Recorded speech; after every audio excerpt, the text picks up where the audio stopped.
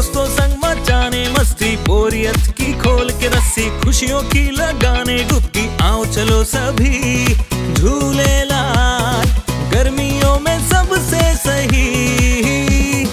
Jhulelal water park and resort, day night water park, slide for kids and all, food park, snacks के साथ south Indian food, indoor and outdoor game, wave pool, DJ, rain dance and many more. Jhulelal water park, opposite Jain valley, Anubhuti school के पीछे, Shirsoli road, Jalgaon. Jalgaon Lok Sabha मतदारसंघ जो आहे त्यासाठी आता नॉमिनेशनची प्रक्रिया 18 एप्रिल या दिवसापासून सुरू होत आहे। 18 एप्रिलला नॉमिनेशनची प्रक्रिया सुरू झाल्यानंतर नामनिर्देशन सादर करण्याचा जो अंतिम दिनांक आहे तो 25 एप्रिल आहे। त्याच्यानंतर छाननीचा जो दिनांक आहे तो 26 एप्रिल आहे।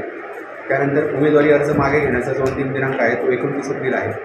या पद्धतीने आता आपली नॉमिनेशनची प्रक्रिया 03 जळगाव लोकसभा मतदारसंघासाठी सुरू झालेली आहे।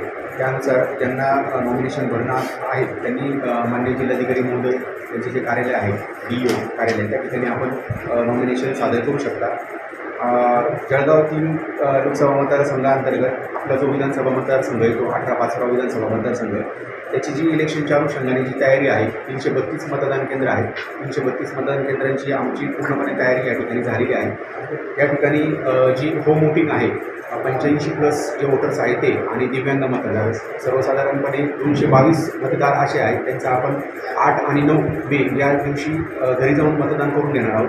त्यासाठी आमच्या 12 पोलिंग पार्टीज रेडी झालेल्या आहेत। त्यानुसार आदेश देखील तयार आहेत। त्यानंतर जे आपलं सेकंड ट्रेनिंग जे असणार आहे ज्या पोलिंग पार्टीज आहेत आपल्या त्यांचं सेकंड ट्रेनिंग जे 6 मे या दिवशी आपण आयोजित केलेलं आहे। 6 मेला ट्रेनिंग झाल्यानंतर 12 आणि 13 मे या दिवशी प्रत्यक्ष मतदानाची जी प्रक्रिया आहे 13 मे या दिवशी पार पडणार आहे।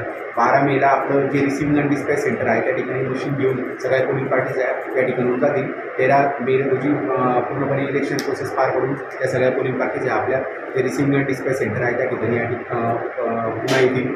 आपलं जे स्ट्रॉंग रूम आहे जे खत कारखाना आहे त्या ठिकाणी यावेळेस आपण स्ट्रॉंग रूम तयार केलेला आहे। स्ट्रॉंग रूमला माननीय जिल्हाधिकारी महोदय त्याच पद्धतीने जे SP सर आहे त्यांनी देखील भेट दिलेली आहे। त्यांनी ज्या गोष्टी सांगितलेल्या त्यानुसार त्या ठिकाणी सगळी काही यंत्रणा आज सज्ज झालेली आहे। पूर्ण गोष्टींचा जर विचार केला तर साधारणतः एक 43 लोकेशन्सला आपण जे मतदार या ठिकाणी मतदानासाठी येणार आहे त्यांच्यासाठी आपण सावली म्हणून त्या ठिकाणी मंडपाची व्यवस्था करणार आहोत। त्याच पद्धतीने जवळपास 63 मतदान केंद्रांवरती कुलरची देखील व्यवस्था करणार आहोत। या पद्धतीने पूर्ण मतदारसंघाचा जर विचार केला 18 विधानसभा मतदारसंघाचा तर प्रशासन इलेक्शन कंडक्ट करण्यासाठी पूर्णपणे सज्ज झालेलं आहे आणि जास्तीत जास्त म्हणजे जवळपास 85% पर्यंत मतदान कशा पद्धतीने वाढवता येऊ शकतं त्यासाठी वेगवेगळ्या प्रकारच्या स्वीप ॲक्टिव्हिटीज देखील त्या ठिकाणी आयोजित केलेल्या आहेत। माननीय observer, expenditure observer, general observer, police observer हे साधारणतः 24-25 तारखेनंतर आपल्या मतदारसंघाला भेट देऊ शकतात आणि आपल्या ज्या फ्लाईंग स्क्वॉड म्हणा SSP म्हणा VSP म्हणा या सगळ्या टीम अजून ॲक्टिवेट आहेत। 16 मार्च आचारसंहिता लागल्यापासून तर आत्तापर्यंत साधारणतः एक 10 तक्रारी आपल्याकडे आलेल्या होत्या। सर्व तक्रारींचं आपण निराकरण केलेलं आहे।